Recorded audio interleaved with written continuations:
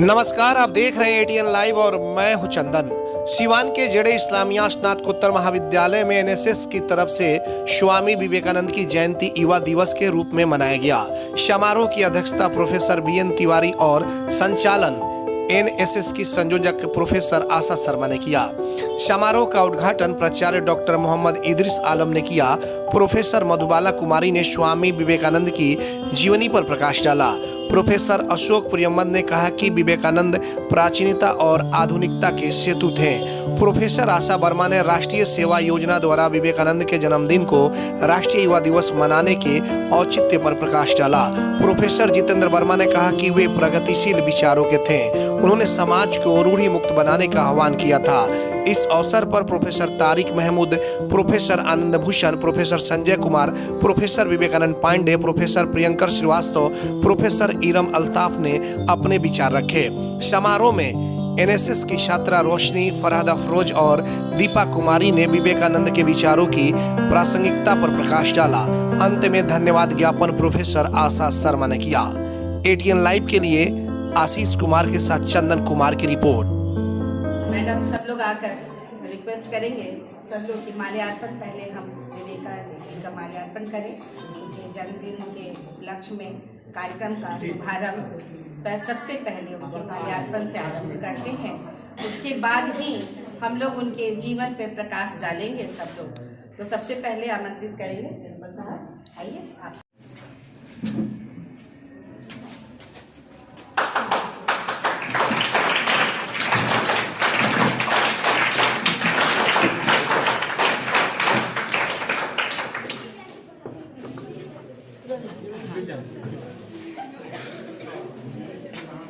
Madam कहीं है तो आना जरूरी ना है। सबसे अच्छा है मैडम बुलाई है तो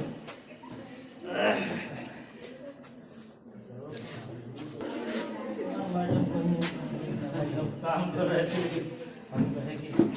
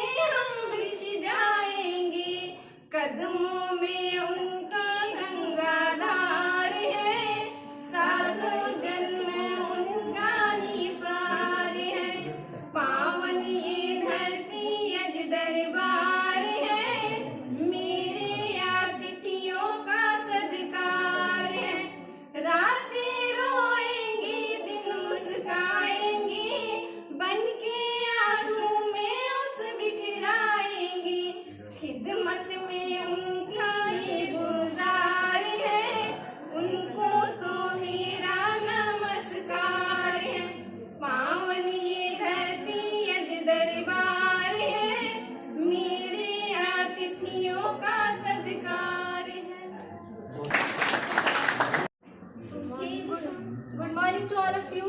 Now it's time for Lakshmi. उठे समाज के लिए, उठे उठे उठे स्वराज के लिए जगे जगे। सवै सजे वसुंधरा संभाल दे, सवै सजे वसुंधरा संभाल दे। हम उठे उठे गजग हमारे संग साथियों, हम बढ़े तो सब बढ़े साथियों। जमीन पे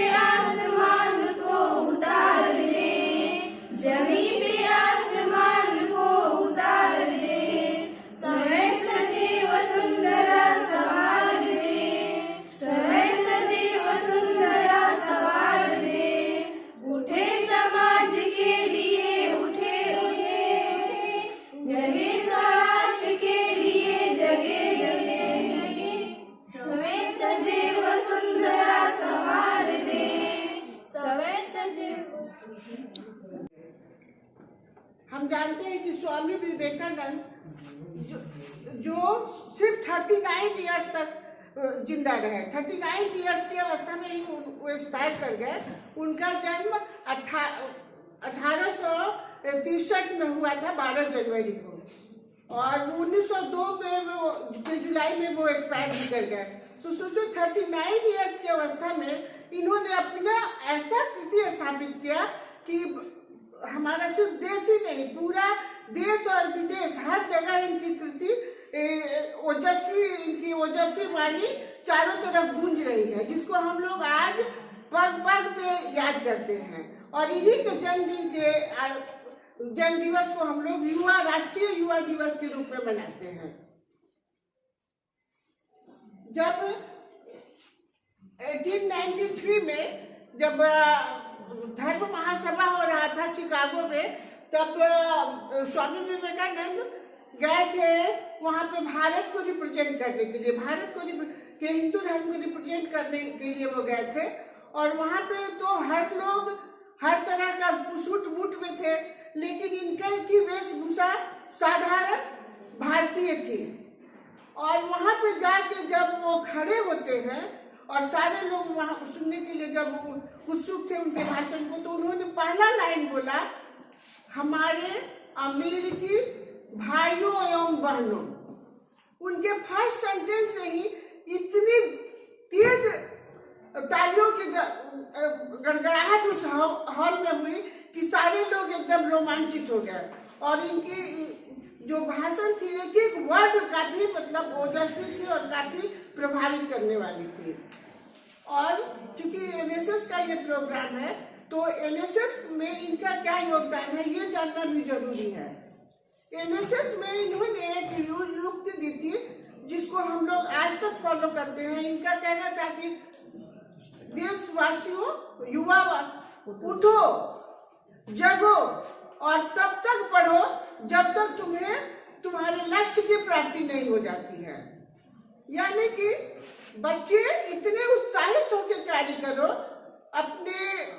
अपने व्यक्तित्व को पहचानो, अपनी ऊर्जा को पहचानो, और जिस कार्य के लिए तुम खड़े हो रहे हो, जिस कार्य के लिए आगे बढ़ रहे हो, उस कार्य को तब तक उसमें लगे रहो जब तक कि तुम्हारी वो संपूर्ण नहीं होती है, जब तक तुम उसमें